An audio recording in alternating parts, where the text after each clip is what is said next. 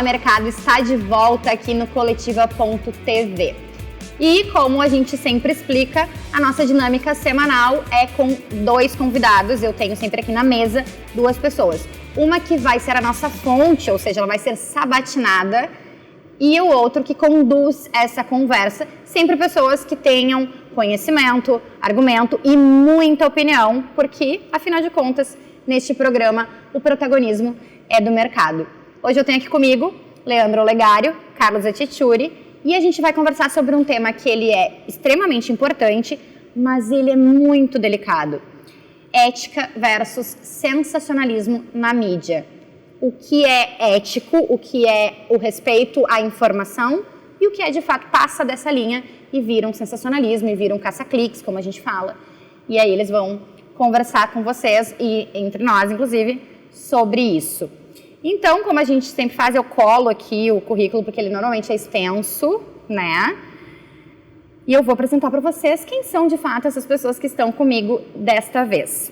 O Carlos Atichuri, nosso entrevistado de hoje, é gerente executivo de esporte da Gaúcha, GZH, Zero Hora e Diário Gaúcho, sendo responsável pela interface com produto, que é o marketing, né, comercial e técnica e demais áreas de apoio. Formado em 1999 pela FAMECOS, ele é mestre em Ciências Sociais com foco em Mídia e Violência, também pela PUC, tem Master em Jornalismo, Gestão Estratégica e de Marcas pela IESA... Elix. Business School. MBA em Gestão e Liderança Organizacional pela SPM, e eu botei assim, ó, vários outros cursos, gente, porque é extensa essa lista. Ele é o coautor também do livro Os Infiltrados. Eles eram os olhos e os ouvidos da ditadura. Ele atuou como repórter de Zero Hora por 14 anos, foi correspondente, repórter de geral e repórter especial. Participou de diferentes ciclos de transformação no grupo RBS desde 2014, e entre eles, assim, coordenou o grupo de investigação, a criação, né, do grupo de investigação, o atual GDI, que foi inspirado no Spotlight de Boston Globe. Ele também foi editor-chefe do Diário Gaúcho por 4 anos, foi coordenador da mobilização editorial Segurança Já, que foi promovida pelos veículos do grupo, e também, por último, antes desse cargo atual, ele foi o editor-chefe da Zero Hora. Para quem não é aqui do Rio Grande do Sul, Zero Hora é hoje nosso maior jornal impresso e digital que circula aí, com o Grupo RBS sendo o maior grupo de mídia que nós temos aqui. Ele conquistou 24 prêmios, tá bom pra ti, Olegário? Excelente, excelente. Entre eles, o Prêmio ESSO, o Prêmio Embratel, ARI, que é o da Associação Rio Grandense de Imprensa, o Grande Prêmio CNT de Jornalismo, Movimento de Justiça e Direitos Humanos, Ministério Público. Gente, eu podia passar horas aqui. Só grife. E o que é interessante, que ele diz, inclusive, que é o que mais orgulha ele recebeu o título de jornalista amigo da criança, concedido pela Agência de Notícias dos Direitos da Infância, a NDI. Prepare-se, Olegário. Que missão que eu te dei, né? O Olegário, então, ele é jornalista, professor e doutor em comunicação pela PUC, com MBA em Gestão Estratégica em Negócios. Tem experiência em gestão de pessoas, processos, transitando entre as áreas acadêmica e de comunicação. Acumula vivência em diferentes posições estratégicas para o desenvolvimento de cursos de bacharelado e tecnólogos, além de gerenciar projetos. No mercado profissional, ele atua em funções como repórter, editor, acho que eu te conheci como repórter, né? Sim. Repórter, editor, apresentador e coordenador em diferentes veículos dos grupos Bandeirantes, RBS, Record, Fundação Cultural Piratini, RDC-TV e TV Câmara. Faltam poucos aqui, né? Faltam poucos para tu passar. É autor do livro Rádio Jornalismo e Síntese Noticiosa, que foi lançado em 2016 pela Metamorfose. Atualmente ele é avaliador de cursos e reconhecimento institucional pelo INEP, do MEC, diretor do Departamento de Assuntos Universitários da nossa ARI, Associação Rio Grandense de Imprensa, e head de jornalismo da Associação Gaúcha de Startups, a AGS. Ai, gente, vocês me deixam assim nervosa com esses currículos. Agora sim, bem-vindos, muitíssimo obrigado por aceitarem o nosso convite. E agora vamos conversar sobre o que interessa com quem realmente sabe do assunto. Márcia, obrigado pelo convite, a ti e a toda a equipe do Coletiva. Um prazer participar do Fala Mercado e poder reencontrar o Etichuri, profissional referência para a gente no front, em sala de aula, e um grande incentivador de projetos acadêmicos. Então é uma responsabilidade também poder sentar aqui e fazer esse bate-papo, mas com um tema que é muito caro para nós, né, para o mercado, para a formação de novos profissionais, que envolve a ética e o sensacionalismo na nossa profissão. Então eu queria começar, Etichuri, na verdade, perguntando e pensando como é que faz uma avaliação do mercado como um todo, uma análise macro, antes da gente também trazer alguns olhares mais detalhados para alguns cases que são importantes a gente refletir. Mas assim, pensando na produção jornalística brasileira, a gente pode pensar que houve uma evolução, que do ponto de vista ético a gente dá conta do recado? Bem, Olegário, Márcia, obrigado pelo convite, um prazer estar aqui conversando com vocês hoje. Pois então, Olegário, eu acho que a gente precisa separar, né, quando a gente fala em jornalismo hoje no Brasil, o jornalismo profissional, né, praticado por diferentes veículos, os veículos tradicionais, os veículos novos, nativos digitais, mas que são profissionais, e um jornalismo não profissional, né, que talvez seja jornalismo, talvez não seja, mas não, eu acho que essa separação é importante. Então, o que a gente vai falar aqui é do jornalismo profissional, né? Esse é, para mim, um divisor de águas assim, da nossa profissão hoje. Me parece assim, que a gente tem avançado historicamente nessa questão da ética profissional, dos limites, dos valores do jornalismo, a forma como a gente se relaciona com o público, com a transparência, com os mecanismos de controle internos das redações, né? A exposição ao erro, por exemplo, que as redações profissionais têm, né? que é um cuidado assim, de expor para o leitor, para os ouvintes, para os telespectadores, quando acontece um erro, né? Essa é uma relação profissional assim, que ao longo dos anos veio cada vez mais sendo utilizada pelos veículos profissionais e que demonstra assim, a forma como os veículos trabalham com a informação e com o respeito à autenticidade da informação. A gente tem várias experiências também interessantes de checagem de notícias, né, agências de checagem de notícias. Acho que o jornalismo profissional tem um papel importante assim, na luta contra as fake news, né? A gente, eu acho assim, fazendo um recorte no tempo, né? Porque afinal a gente poderia falar sobre vários momentos históricos, mas um recorte interessante eu acho que é a pandemia. Assim, a pandemia, a forma como os veículos tradicionais trataram a pandemia, eu acho que é um legado, sabe? Seja do ponto de vista da informação, né? Vamos lembrar que havia dificuldades na obtenção de informações e foi criado um consórcio de veículos profissionais histórico, e esse consórcio passou a abastecer o público com informações, né, que deveriam ser informações fornecidas pelos governos, né, pelo Estado, mas enfim, né, como havia uma dificuldade de obtenção de informações, os veículos tradicionais assumiram essa responsabilidade. Então esse é um ponto importante. E numa pandemia a informação é chave, né? Para tudo na vida, mas numa pandemia em especial, seja na forma como os veículos trataram a pandemia, né? De um modo geral, assim, o respeito às vítimas, o respeito aos familiares, o cuidado com a informação de qualidade, o combate às fake news neste momento em especial. É impossível a gente saber quantas vidas foram salvas a partir daí, mas é certo que foram salvas vidas, né? Isso não tem a menor dúvida. Então assim, tentando sintetizar, assim, usando a pandemia como uma referência, me parece que há um salto de qualidade na forma respeitosa como a informação é tratada e no cuidado com a informação de qualidade. Agora, é óbvio, né, e a gente vai conversar sobre isso aqui, que há uma série de questões que estão colocadas no nosso mercado, né? A crise da indústria tradicional, né? Os desafios que são colocados, o impacto que isso gera nas redações, enfim, tem um mundo aí que nos desafia das redes, todos os dias. As redes digitais, as mídias digitais, né? Que nos desafiam nessa interlocução com o público geral, né? Também acho que faz uma diferença gigantesca, né? Se a gente analisar a mídia antigamente, acho que esse salto, esse cuidado também tem muito a ver com via de mão dupla agora, que é a comunicação, né? O comportamento mudou a partir desse novo cenário digital. Que os desafios, eles são gigantes e de diferentes formas, né?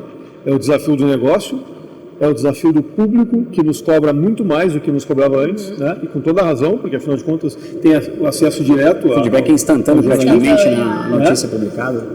Tem o desafio dos concorrentes, que hoje são múltiplos, né? E profissionais, né? Mesmo em escala menor, mas profissionais. Então é um mundo novo, né? Interessante. Quantos programas teremos com esse tema, Márcia? Olha, gente, o pessoal vai me xingar que eu sempre digo isso, mas é que se for por mim, especialmente, eu passo horas falando sobre todos os assuntos que a gente trata aqui no Fala Mercado. Mas alguns, é óbvio, tem meu coração, né? Como o jornalismo, por exemplo. Mas realmente, eu acho que dá pano pra manga, né? O legal. Vamos lá, então para começar também. Agora para começar. Avançar nesse processo. Tem um case que é emblemático, que serve tanto para a academia quanto para o mercado, que é o Diário Gaúcho. Né, que ele chegou aqui e impactou o Rio Grande do Sul, principalmente por pensar um estado mais tradicional, mais conservador, na entrega do produto impresso. Né? E que muitas vezes, e a gente discute muito em sala de aula, essa questão do Diário Gaúcho ser sensacionalista ou não ser sensacionalista, e como é que a classificação, a categorização do jornalismo popular está implicada nesse produto que, na verdade, a gente acaba vendo que entrega qualidade e mexe com a vida das pessoas. Aliás, muitas pessoas, né? É um grande legado que ele traz, né? Perfeito. Pois então, eu acho que o Diário é um case bem interessante, assim, porque o Diário, ele nasce com esse desafio, né, de ser um jornal popular, um jornal que não é sensacionalista, que nunca foi nem na sua origem, e que tem a perspectiva de dar informação, né, ou retratar uma realidade que não era retratada pelos veículos tradicionais naquele momento. Como é que a periferia entrava normalmente, né, nos veículos tradicionais, como Zero Hora, e talvez o Correio do Povo, veículos impressos tradicionais? Seja por questões de violência, seja por questões pontuais, assim, comunitárias, mas muito pontuais, né, muito pontuais. Senão não estava na pauta, né, vamos dizer assim, dos veículos tradicionais à periferia. E o Diário Gaúcho entra dando visibilidade para esse público, um público gigantesco, né? Sobretudo na região metropolitana, com um tripé, que é serviço, muito serviço. Serviço quer dizer assim, coisas úteis, né? Informações que impactam úteis, no dia a dia, que impactam né? no dia a dia, né? Que ajudam as pessoas. E nesse serviço a gente pode colocar questões comunitárias de cobrança mesmo das autoridades, né? Serviço público. Serviço público, nesse sentido, sim. Então esse é um ponto importante do Diário. Outro ponto importante é entretenimento, né? O Diário dava vazão assim para assuntos da periferia que são interessantes. A cultura da periferia passou a se ver no jornal, né? E tem um outro ponto também, uma outra perna desse pé, que é esporte, né? Esporte / segurança, vamos dizer assim, né? Aí a segurança, uma cobertura policial, né, também, mas também de prevenção, né, de alerta, retratando cenários, né, e a parte do esporte, uma parte que também vou colocar no mesmo pilar, que é um pilar mais jornalístico, assim, que é um pilar da dupla Grenal, de ter, o Diário Gaúcho passou a ter, né, logo quando foi criado, um colunista identificado, é uma novidade aqui dentro da nossa imprensa, né, na época, assim, no esporte, né, tinha o Paulo Santana, mas o Paulo Santana não era do esporte, né, mas na editoria de esporte não tinha. Então tu tinha lá o Kenny e tinha o Cacau, né, enfim, então o jornal nasce nesse contexto, né. E até o pessoal que criou o jornal brincava e brinca e fala sobre isso. O jornal jamais foi um jornal sensacionalista, mas sim um jornal sensacional. É essa a ideia que se vendia. E é isso mesmo, né? Eu acho o Diário Gaúcho assim, um case bem interessante. Assim. E diferente de outros modelos do centro do país que colocam, por exemplo, na manchete, né, algo mais jocoso, trocadilhos, ou que exploram também a questão da mulher seminua na capa, que trazem outras características que aí vão derivar para o sensacionalismo. Né? O Diário Assim, aí tem muito da escola da RBS aí, né, que eu acho que é importante pontuar. A RBS tem cuidados que valem para todos os seus veículos. Um deles, por exemplo, a gente não publica foto de pessoas mortas na capa do jornal.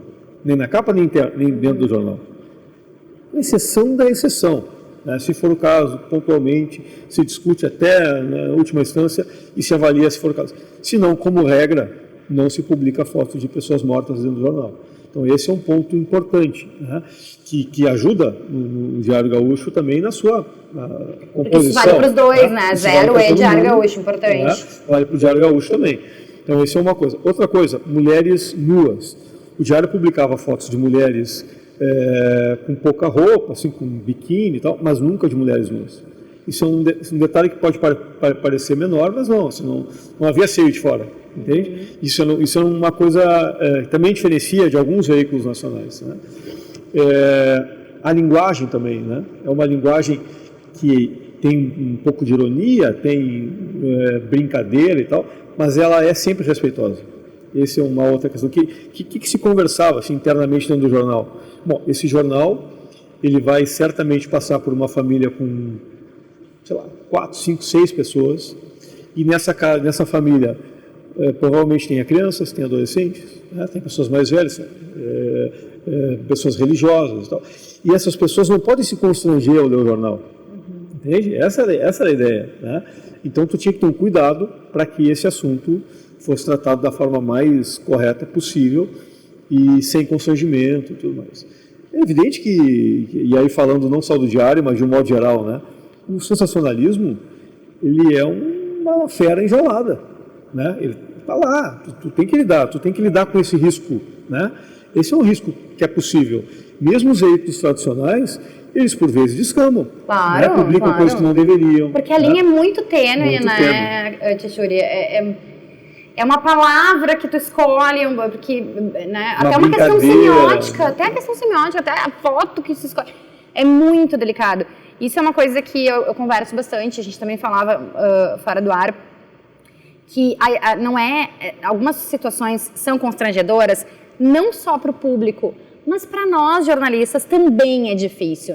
Não é uma coisa que a gente, né, salvo aqueles jornais que têm por perfil editorial ser sensacionalista, e acho que o Tchuri colocou muito bem do que é o jornalismo profissional e do que não é o profissional, mas para nós também essa linha, essa escolha em alguns momentos é difícil também, né? E porque isso envolve também a cobertura dela ser ao vivo ou não, do tempo de maturação desse profissional que está no front, daqui a um pouco seja a Boate Kiss, seja o acidente da TAM, seja um acidente de grandes proporções em uma rodovia, ou seja, enfim, algum episódio mais emblemático de como vai lidar com esse sujeito, com o outro que também vai consumir aquele conteúdo, que pode ser um familiar ou, enfim, alguém do bairro, da sua comunidade. Isso é importante. Por isso, também a questão de preservar nas redações as diferentes gerações, porque essa troca com o colega é fundamental para que a gente tenha um colega mais experiente do lado para tirar essa dúvida ou dialogar, né? Tem uma outra coisa também, cara, que eu acho que é interessante nas redações, e o mundo digital ele acaba nos desafiando mais nesse sentido, assim, que é o espaço, o tempo da notícia. O tempo da notícia. Uma apuração de rádio, ela tem uma característica, né? E ela é imprecisa por natureza, porque ela vai estar sendo atualizada, né? Então tu vai atualizando aquela informação e aquilo que era agora talvez seja diferente daqui a 5 minutos e assim vai. Que é o grande lance, inclusive, do rádio, né? Da agilidade, né? Essa imprecisão. Nem a internet ainda. Ela faz parte da vida do rádio, né? E não é juízo de valor, é a natureza do veículo. Um jornal digital, ele não pode ser impreciso, né? Ele tem um grau de imprecisão admitida que é menor do que o rádio, né? Também não é a mesma precisão do veículo papel, porque ali tem um tempo maior de maturação, né, para pessoas conseguirem produzir a matéria, tem o editor, tem o espancamento da pauta, como a gente chama, tem uma série de coisas. Então, nessa dinâmica, eu acho que é um desafio assim, a gente conseguir acertar o tom, entende? Acertar o tom, acertar o tipo de cobertura, acertar a qualidade da informação, conseguir apurar de forma rápida e precisa, né? E editar de forma adequada, entende? Então, assim, acho que os veículos, os jornalistas hoje têm um desafio que é gigantesco, assim, nesse sentido, sabe, da complexidade que é hoje. Tem um professor, jornalista, enfim, que eu gosto muito, que ele fala que nós jornalistas somos formados em comunicação social. Ele sempre faz esse, né, ele dá essa ênfase no social, porque é o comprometimento que o jornalista tem que ter com a sociedade, com a dor, com a família, com os perigos, com a segurança. Então, acho que isso também precisa pesar, né, na hora das escolhas da ética versus o sensacionalismo. E aí tu falasse deu como exemplo da Boate Kiss, eu lembro de um relato de uma repórter que estava lá cobrindo e viu uma colega de profissão, né, não de emissora, fazer o famoso Vem Comigo, né, que é o repórter de TV ali com o microfone, chamando câmera para pegar algo muito, muito no momento, assim. E esse Vem Comigo foi feito na frente do Farrezão, que, para quem não sabe, é o ginásio lá onde foram colocados os corpos, né, que foram muitos. No momento, inclusive, que muitas famílias estavam recebendo o nome dos familiares e amigos perdidos. E ela foi quase linchada, né? Porque aí passa do limite da ética ou da informação na hora, exclusiva. O próprio respeito, né? E interfere no respeito, exatamente. E aí o papel da comunicação social se perde. Eu acho que daí, nesse campo, Márcia, pegando justamente esse gancho, a defesa do jornalismo profissional é fundamental e faz essa separação que o Tio trouxe no início, da gente poder reforçar os preceitos éticos da profissão para não se deixar levar tudo pela audiência, porque tem essa pressão de conquistar mais mercado ou de mobilizar a atenção desse sujeito, mas isso não pode ser feito a qualquer preço, né? Uhum. Sim, o jornalismo profissional, ele tem mecanismos que são mecanismos de autocontrole. As redações têm mecanismos. E esses mecanismos foram sendo criados ao longo dos anos, né? E eles servem como uma referência, né? O que fazer, como fazer, ainda que não contemple tudo, né? Obviamente, mas assim, a partir disso, você tem parâmetros, você pode discutir, né? Quando foge do profissionalismo, né? Eu repito aqui, eu não estou falando de empresa grande, empresa pequena, mídia tradicional, mas não tradicional, estou falando de profissional, entende? Esse é o recorte, né? Quando foge do jornalismo profissional, tu não tem mecanismos. Os critérios não se sabe quais são, entende? Então esse para mim é um ponto chave aí nessa conversa. E que pode ser algo básico, né? Desde um acidente de trânsito que a gente não revela o nome das vítimas, apenas informa que há vítimas, enfim, aguardando que a família seja notificada pelos agentes de trânsito ou pelos patrulheiros, enfim, para daí depois poder identificar.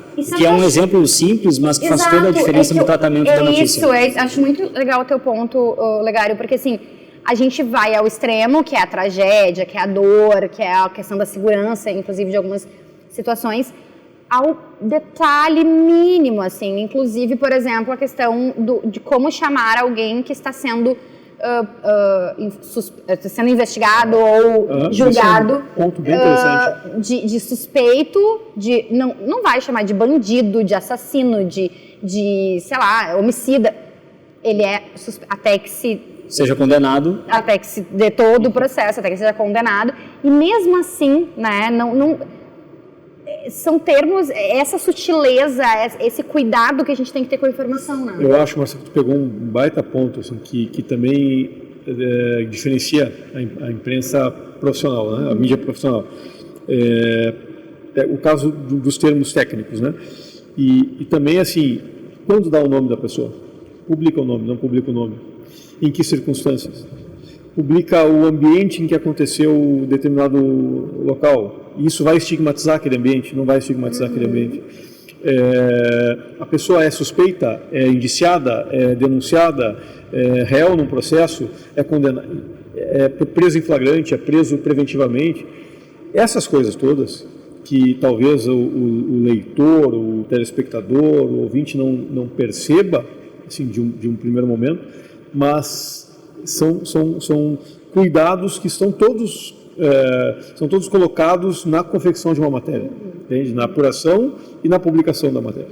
Então, assim, reforçando, assim, me parece bem interessante isso que tu traz, porque de fato é mais um diferencial. E outro exemplo também, para a gente pensar, né, Júlio e Márcia, é o caso da Escola Base, né? Em 2024 vai fechar 30 anos desse episódio e que serve também de referência tanto para a academia quanto para o mercado não repetir justamente a identificação do local, a identificação das pessoas que eram suspeitas de algo que não se concretizou, né? Ou de só acreditar em uma determinada versão de um delegado, por exemplo, né, Júlio? Interessante também. Bom, isso virou case nas universidades, né, na academia. Que todos que passaram ali dos anos 90 para cá, tiveram que estudar. Todo mundo teve que estudar a Escola Base.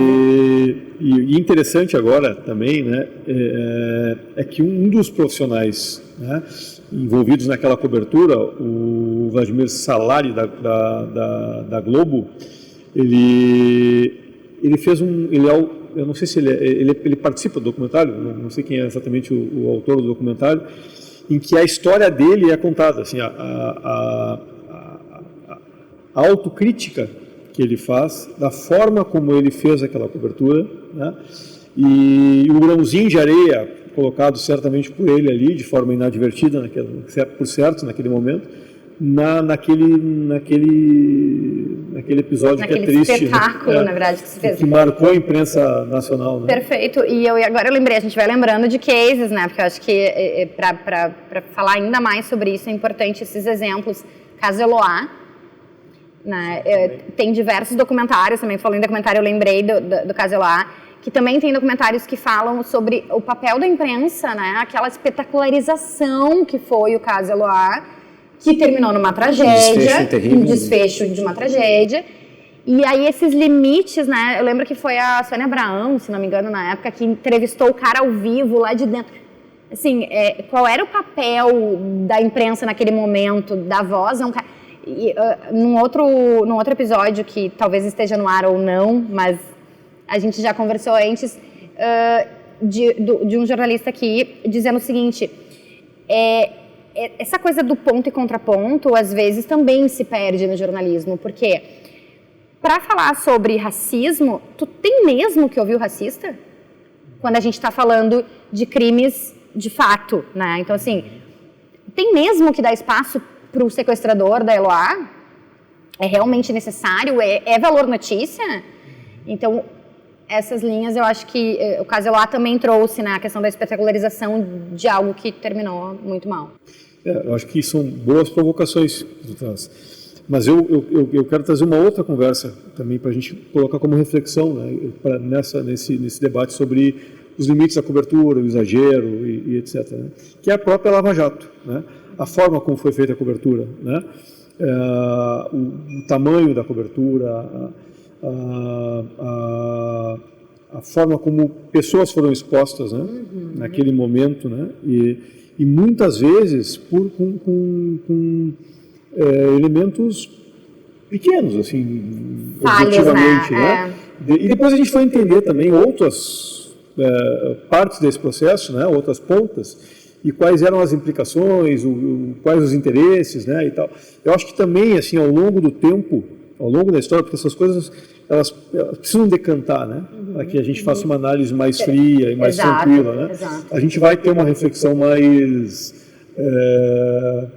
no detalhe, assim, tem a cena clássica, né? A cena clássica do Bonner dando notícia e a escolha da imagem de um monte de dinheiro saindo de um cano, né?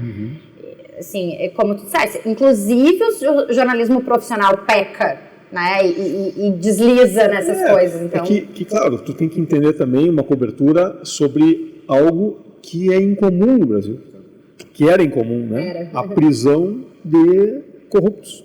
Não era uma coisa, não era a regra, né?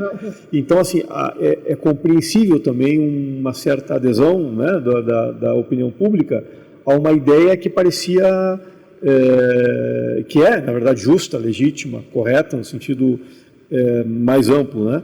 Mas, ao mesmo tempo, nós somos isentos, né? Nós temos que fazer a apuração de forma mais isenta possível, mostrar as contradições, mostrar as dificuldades, né? Mostrar o que pode eventualmente estar colocado ali. Enfim, tem uma série de coisas que talvez com o tempo a gente perceba, né, o quanto a gente conseguiu cobrir de forma adequada, o quanto erramos, né? O quanto precisamos fazer autocrítica. Acho que o tempo vai nos ajudar a entender isso. E nesse aspecto, Tito e Márcio, talvez a televisão ainda tem que fazer mais autocrítica, porque se a gente for pensar nos programas policiais, em que o apresentador busca um justiçamento na hora, estimula ou faz com que a sociedade cobre do jornalismo profissional os mesmos elementos, os mesmos ingredientes na hora de produzir, né, ou elaborar a notícia. Então, essa diferenciação do que o sujeito está assistindo, se está distante do jornalismo, mais próximo do jornalismo, eu acho que a gente precisaria evoluir nesse processo, né? Eu, por exemplo, defendo que, em vez de ter a classificação etária, até pelo consumo, né, que passa a ser por demanda, muitas vezes, dos programas, teria que ser, isto é jornalismo, ou isto é entretenimento, ou uma outra classificação, para que as pessoas possam não confundir isso, né? Sim. A gente estava falando agora também, a Botkiss está em voga, né, nesse momento. Para quem for nos assistir daqui 5, 6 anos, este ano de 2023 completou 10 anos da tragédia da Botkiss e aí, obviamente, a imprensa, e como é um caso que ainda não se teve nenhum culpado de fato, ou pelo menos julgado, volta sempre com essa coisa da impunidade, enfim. Mas eu também perdi... então, lembrei. Justiçamento, não. Exato. Não, e essa coisa da diferença do que é jornalismo e daqui a pouco do que é uma ficção, né? A Botkiss veio, por exemplo, hoje nos 10 anos, com 2 produções audiovisuais super marcantes, né? Uma é o documentário do Marcelo Canelas, que inclusive é nosso conterrâneo, que é gaúcho, né? E uma série de ficção da Netflix. E aí, assim, várias discussões, né, sobre o quão aquela série realmente é válida, não é válida a palavra, não me vem agora, mas assim, o quanto ela de fato precisava ir ao ar para retratar aquela tragédia, especialmente quando você tem um outro que é um documentário jornalístico, com entrevistas, então também tem essa coisa assim,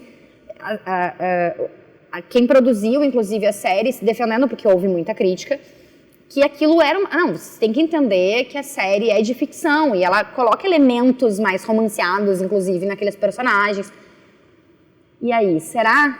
Né? E aí o respeito à dor das famílias e de ter que reviver aquilo numa forma que talvez não seja fiel, né? E que o problema também me parece que, independente da produção entender que ela está fazendo um produto que é entretenimento, que tem outras características, esse contrato tem que estar muito bem claro, explícito com quem está com o controle remoto, com quem está do outro lado no sofá, consumindo. Porque senão essas fronteiras ficam borradas. E aí tem o problema do jornalismo profissional ser cobrado por determinadas coisas que não são dele, né? E aí esse é o grande desafio. Eu acho que, nesse caso, é óbvio assim, que a dor das famílias, né, e a irritação, talvez, enfim, a inconformidade, né, com essa série, ela é compreensível e, enfim, a gente precisa ser solidário a essas famílias. Mas eu separaria, assim, na relação com o jornalismo, entende? Eu acho que existe um mundo, assim, em termos de ficção e tal, que é um mundo que a discussão é outra. Eu acho que não é uma discussão ética, no sentido de estar correto ou não estar correto. É o limite da licença poética.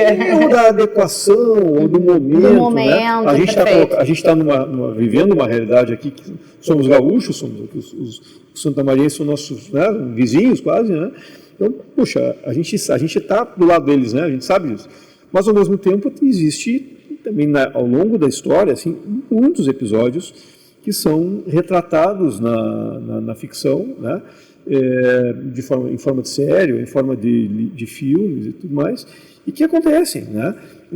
Mesmo as Torres Gêmeas, né? Uma tragédia terrível, né? E que ganhou várias produções, né? Várias audiovisuais. Então eu faço essa, assim, reconhecendo e compreendendo a tristeza e a insatisfação, eu separaria, assim, eu não trataria no campo ético. Assim, e acho que nesse aspecto da gente também pensar o sensacionalismo e a ética, a gente tem que ver que o jornalismo não pode competir também Eu lembro do caso dos Mamonas Assassinas, com as fotos que a gente recebia. Nossa, lembro que eram muito. Aterrorizantes, Chocante, assim. E hoje com grupos de WhatsApp que compartilham também imagens chocantes e às vezes as pessoas cobram no jornalismo isso, né? Eu acho que essa diferenciação, né, de que a gente pode levar ao ar ou expor é importante. Né? É o que pode e o que deve, né? Exato. Deixa eu interromper um pouco a tua entrevista, mas chegou o momento da pergunta da produção. Então, o pessoal que nos assiste saibam que por trás dessas câmeras há uma equipe que também participa da nossa conversa, mas que está sempre muito interessada nos nossos assuntos e manda perguntas para nós. E aqui diz assim, quando se trata de isenção, como falar com ética em casos de fake news, principalmente na política? Qual o papel da comunicação social nesse processo de desmentir? Pessoal, 3 perguntas uma só, né? Cabe aos veículos tradicionais, eu acho que eu entendi a pergunta, como que diz assim, quando se tratam de fake news, claro, tem as agências de fact-checking hoje, que eu acho que é um grande ganho para o jornalismo, mas cabe aos veículos tradicionais embarcarem, ou às vezes não é nosso papel, porque não é jornalismo... Fake news não é jornalismo profissional, né? Então, indo por esse lado do que é profissional e do que não é, cabe ao veículo tradicional desmentir? Eu acho que cabe, bem objetivamente cabe, mas é óbvio, é impossível desmentir tudo que está na vez. Então o que tu faz, né? O que a gente faz nas redações? Tu tem algumas métricas para identificar o tamanho daquela mentira, a dimensão que ela tem e se vale a pena botar energia para desfazer aquela mentira, se ela tem peso suficiente para que o veículo tradicional, o veículo jornalístico entre nesse assunto e desminta e publique. Então, assim, isso acontece nas eleições, acontece na cobertura da pandemia, de grandes tragédias, ou até mesmo no dia a dia, mas é um assunto que está entre os trend tópicos do Twitter, por exemplo. Bom, né, faz sentido, né? Porque senão tu vai ficar o dia inteiro para tudo isso. A gente é invariavelmente arrematados pela agenda setting, né? Que é esse poder que a opinião pública tem de interferir no que vai ser pauta e o poder que a imprensa tem de pautar o que vai ser falado pela opinião pública. Mas o pessoal mandou aqui um complemento só, dizendo que cabe aos veículos tradicionais, porque esses tradicionais eles têm mais penetração e massa, né, do que aqueles... Às vezes a gente discute muito assim, quando vem uma fake news, quando alguém... Grupo de WhatsApp, né, o Olegário lembrou bem, assim, o número de pessoas que vai acessar a fake news é infinitamente menor, aliás, maior do que as que vão ler o fato desmentido. Né? Esse ponto eu ia destacar, porque há um esforço do jornalismo profissional em fazer a checagem, em mostrar onde estão as falhas, os erros, porque a fake news ela é sempre sedutora, ela é impactante. Ela traz a verdade que o leitor quer ver, ela é uma laranja polida que a gente olha e não encontra num pomar. Né? Então, só que o desafio a gente não consegue ainda entregar esse produto da mesma maneira, com a mesma capilaridade que as fake news circulam. Então, tem um esforço de produção, tu entrega, empacota, mas... Esse esforço todo em produzir fake news podia ser feito para o jornalismo profissional, né, gente? Poxa... Mas é que a vida não é tão perfeita assim, né? Tem umas arestas, O que é muito? Mas aproveitando o gancho do grupo de WhatsApp, eu acho que tem um ponto delicado também quando a gente vai pensar essa questão do sensualismo e da ética, que é o suicídio. E há um tempo a gente teve a questão da baleia azul, que até então a gente fosse pensar nas redações, não iria aparecer, não iria de alguma maneira, né, brotar. Se alguém ligasse para uma redação, escrevesse uma carta contando, ia ser desacreditado, não ia, mas o volume dos grupos de WhatsApp e as conversas fizeram as redações profissionais parar e pensar, tem algo acontecendo com esses adolescentes. Então eu queria ouvir também do Etchuri, como é que fica essa situação do suicídio e o tratamento desses casos, né? Vero tem taxa sob medida e máquina grátis. Vero cabe no seu bolso. Vero é mais negócio. Peça sua proposta. Eu acho que tem uma mudança assim, dos últimos 15 anos, 20 anos para cá, da forma como a mídia tem coberto assuntos de suicídio. Eu vou fazer um recorte ainda maior, porque é representativo e porque eu conheço bem, que é a RBS Zero Hora, GZH, enfim, é muito da minha rotina. Claro. Né? E a gente vem mudando a forma de abordar temas de suicídio. Por que a gente vem mudando? Primeiro, a gente mantém todos os cuidados que precisam ser tidos na cobertura desse tema, né? A gente evita superdimensionar casos pontuais. A gente, como regra, a gente não publica todos os suicídios, não faz sentido. Mas a gente, de tanto em tanto, a gente trata o suicídio como um fenômeno de saúde pública, entende? Perfeito. Então, tu junta lá, a partir de estatísticas ou a partir de situações pontuais, mas que podem ser tratadas de forma mais genérica, né? A gente aborda o tema. Com recortes de faixa etária, né? Com recortes por cidade e tudo mais. Suicídio, eu não sei exatamente agora, assim, neste ano passado, quando fechou, mas é algo em torno de 1.000 pessoas por ano no Rio Grande do Sul, que se matam 1.100, é muita gente. Então, a gente não pode desconsiderar isso, né? Então, aquela visão antiga que tinha, se publicarmos o caso de um suicídio, a gente vai estimular pessoas a se matarem. Era a premissa até então, né? Premissa. Bom, se a gente publicar uma matéria errada, inadequada, mal feita, mal apurada, mal editada, talvez tenha uma repercussão ruim. Mas nós não vamos fazer isso, né? Nós vamos fazer algo correto, bem feito, adequado. E nesse sentido, eu acho que é nosso papel da imprensa, da mídia de um modo geral, publicar, porque a não publicação, como fazíamos antes, ela esconde uma realidade, um fenômeno. Né? E escondendo o fenômeno, as autoridades não fazem nada. Não tem políticas públicas para tratar o caso de suicídio. A gente discutiu bastante, quando a gente estava preparando esse episódio, a produção, enfim, discutiu bastante isso. E eu acho interessante a pauta, né? Porque eu acho que ela suscita, inclusive, opiniões muito diferentes de lados, né? Pode ou não pode, deve ou não deve, se deve até onde, de que forma. Qual a medida, né? Qual a medida. E a gente se questiona muito isso, toda vez que a gente recebe, inclusive, uma notícia, no nosso caso, do mercado da comunicação, de morte por suicídio, a gente volta na pauta para se questionar de novo, será que importa, será que a notícia é essa, enfim. Mas na produção há quem defenda, inclusive dizendo que não, tem que publicar, porque isso é uma questão de saúde mental e essa é uma pauta que precisa ser olhada. E o papel da imprensa é esse, né, de cobrança, fiscalização e etc. Mas tem esses, assim, de como faz. Porque da mesma forma que o jornalismo profissional vai se preocupar como tu, né, Etchuri, de fazer a coisa correta, enfim, há o não profissional que vai acabar, né, esculhambando o coreto. A gente estava conversando, tu foste o primeiro, né, praticamente o primeiro repórter a falar sobre isso na Zero, né? Eu vou te interromper de novo, tá? Vai. Só compartilha com a gente, porque obrigada. Como dizem, o programa é meu, eu faço o que eu quiser, exatamente. Mas eu não faço interferências, eu faço contribuições. Perfeito, maravilha. Mas conta pra nós, que eu acho que é legal, assim, de qual foi a matéria e por que dali por diante começou a ser tratada de outra forma, inclusive. Sim. Uma coisa que eu acho que é legal, assim, antes de entrar no caso da Zero, que eu posso contar sem problema, é sobre a forma de abordar, né, o suicídio. A gente tem o nosso guia de ética e regulamentação, no caso da redação. A gente tem o manual da OMS. A gente tem manual da ABP, Associação Brasileira de Psiquiatria, focados para jornalistas. Então, existem ferramentas disponíveis para jornalistas tratarem o tema suicídio. Tá? Isso é uma coisa que é importante a gente levar em consideração. Nessas publicações, tem algumas coisas que são gerais, assim, que eu sei de cabeça. Por exemplo, a gente não publica como a pessoa se matou. Isso é regra. A gente evita dar detalhes, né? Não precisa.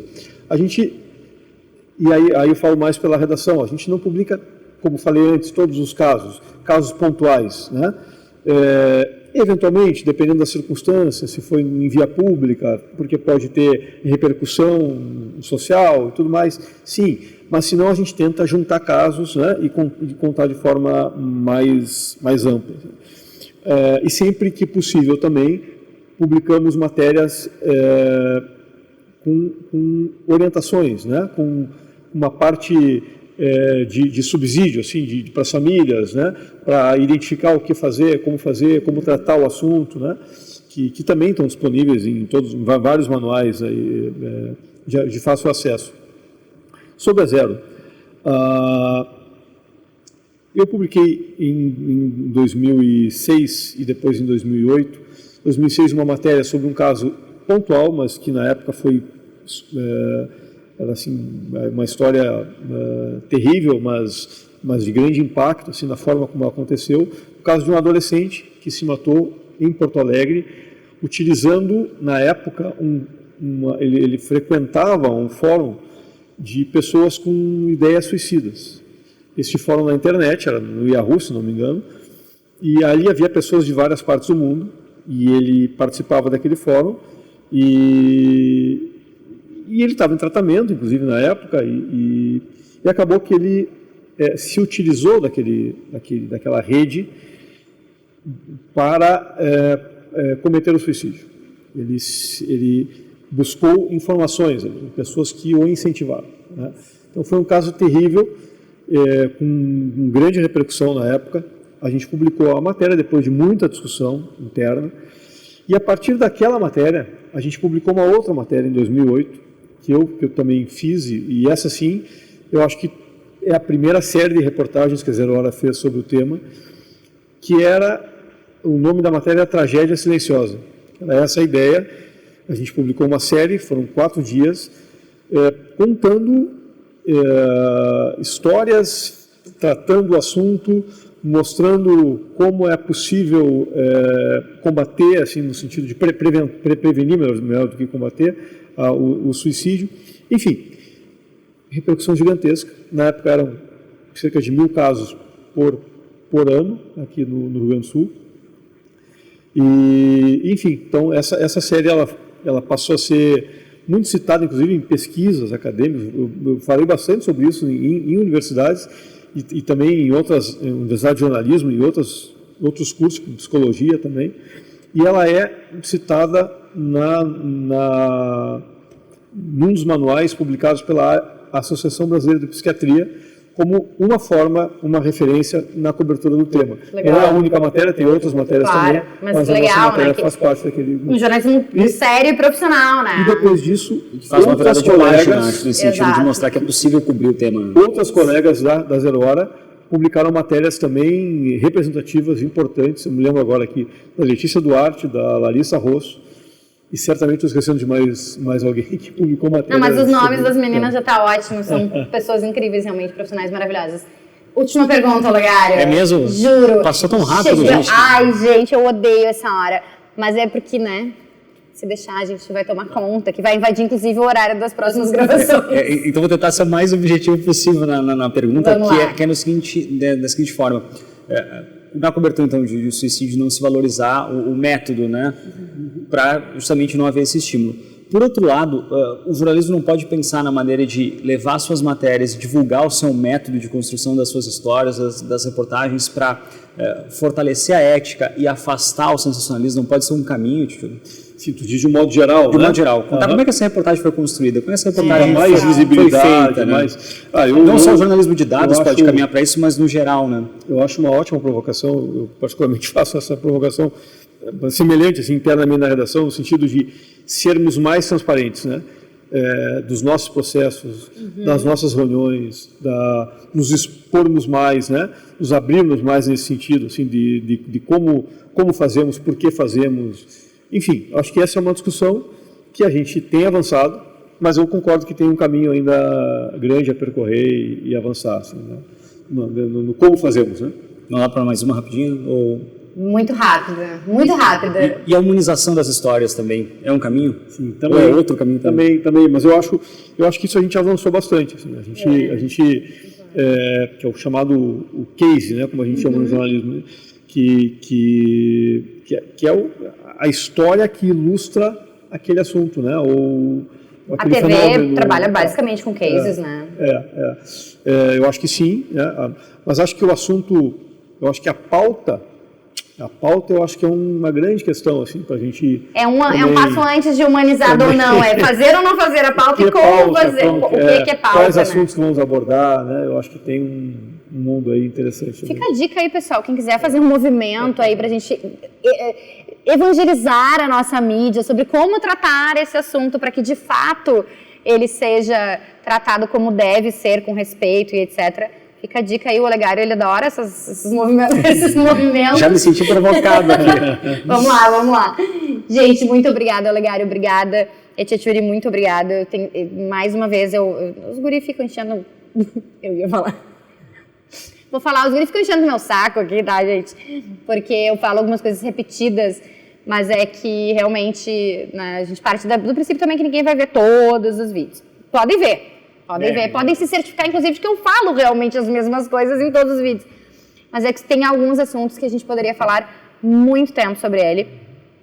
E eu acho que esse é muito porque ele é um tema muito sensível sobre ética e sensacionalismo, né? A gente tem um monte de case aí para falar sobre do mau jornalismo. Mas que bom que a gente pôde também ter esse espaço para evidenciar o bom jornalismo e o que suscitou, inclusive, por exemplo, a tua iniciativa lá em 2006 e depois em 2008. Então, muitíssimo obrigado. Eu agradeço. E para vocês que ficaram com a gente até o final, semana que vem estamos de volta nessa mesa. Curte, compartilha, comenta. Dá um like. Olha o legal. Te inscreve no canal. Te inscreve no canal. Ativa o sininho. Olha aí! Podia ter passado por ti. Próximo eu vou fazer isso. Tá bom. Te inscreve e ativa o sininho pro YouTube te avisar toda vez que tiver conteúdo novo. E aqui no Fala Mercado a gente tem toda semana. A gente se vê semana que vem. Tchau, tchau.